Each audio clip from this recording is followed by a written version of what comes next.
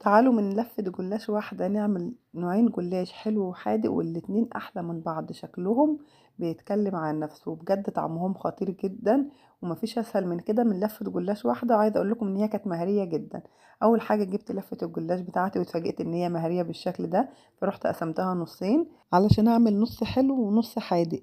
أول حاجة هاخد النص اللي قسمته الأولاني ده هغطيه بفوطة وألفه بفوطة عشان ما ينشفش معايا، والنص التاني بقى هبتدي اشتغل منه، بس برضه هبقى مغطيه لوحده على جنب. وهحضر بقى 4 معالق كبار من السمنه سيحتهم زي ما انتم شايفين، وضفت عليهم معلقتين كبار من القشطه البيتي، ونص كوبايه من الحليب، رشه من الفلفل الاسود، ونص معلقه صغيره من الملح، وربع معلقه صغيره من البيكنج باودر. هقلب بقى كل الكلام ده مع بعضه كويس قوي، واحضر الصينيه بتاعتي وهبتدي ادهنها دهنه من السمنه.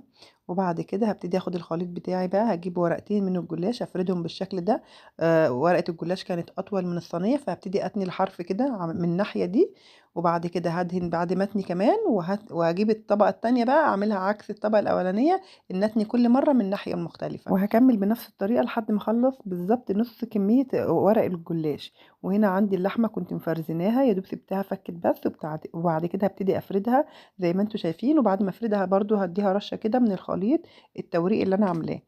وبعد كده هكمل بنفس الطريقة اللي انا كنت عاملاها زي ما انتوا شايفين. الورق مهري، بس في الاخر هيطلع معايا الجلاش تحفة زي ما انتوا شفتوه. اهم حاجة ان انا بخلي ورقة تكون حلوة كده ومش متبهدلة، احطها على الوش. والورقة اللي على الوش دي بقى بتني الحرف بتاعها لو فيها زيادة زي ما انتوا شايفين على جوه، ما بتنهوش على بره. هديها برضو دهنة كده من الخليط بتاعي.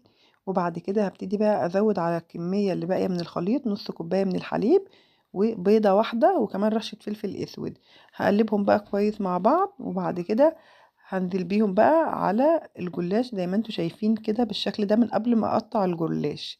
تمام. وبعد كده هبتدي اخد بقى على الجوانب كده عشان يطر الجوانب معايا، وبالشوكة بقى هبتدي اقفل كده، احرف الصينية علشان خاطر اللحمة ما تطلعش معايا لما ادخله الفرن. وبعد كده هتبتدي تقطعيه، هيتقطع معاكي بكل سهولة لما بتضيفي خليط التوريق دوت على الجلاش قبل ما تقطعيه، بيسهل معاكي التقطيع جدا. وبعد كده بقى تدخليها التلاجة تقعد ساعة كده قبل ما ندخلها الفرن، هنغطيها وندخلها التلاجة يعني ساعة نص ساعة. انا برضو ما سبتهاش كتير، كنت مستعجلة بصراحة، فسبتها الوقت اللي جهزت فيه صينية الجلاش الحلو بس.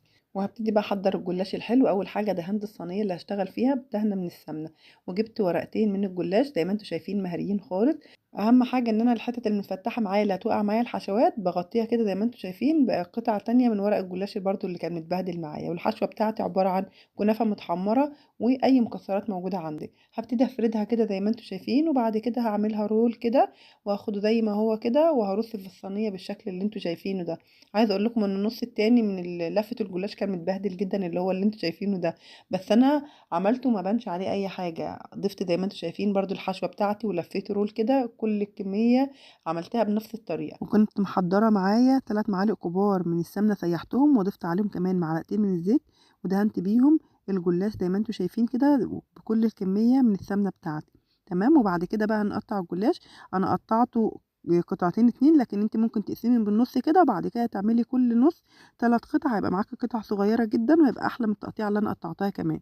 دخلتهم بقى الاتنين الفرن الحلو والحادق، قعدوا معايا بالظبط تقريبا من 20 ل 25 دقيقه على درجه حراره 200، وكل شويه كنت بلف الصينيه. اول بقى ما بطلعهم بسقي الجلاش الحلو بالشربات، اللي هو عباره عن كوبايتين من السكر عليهم كوبايتين من الميه، واول ما هيغلوا هعصر عليهم عصره ليمون، وهسيبهم 10 دقايق يغلوا. واهم حاجه ان الشربات الجلاش لازم يكون بارد، والجلاش يكون لسه خارج من الفرن سخن.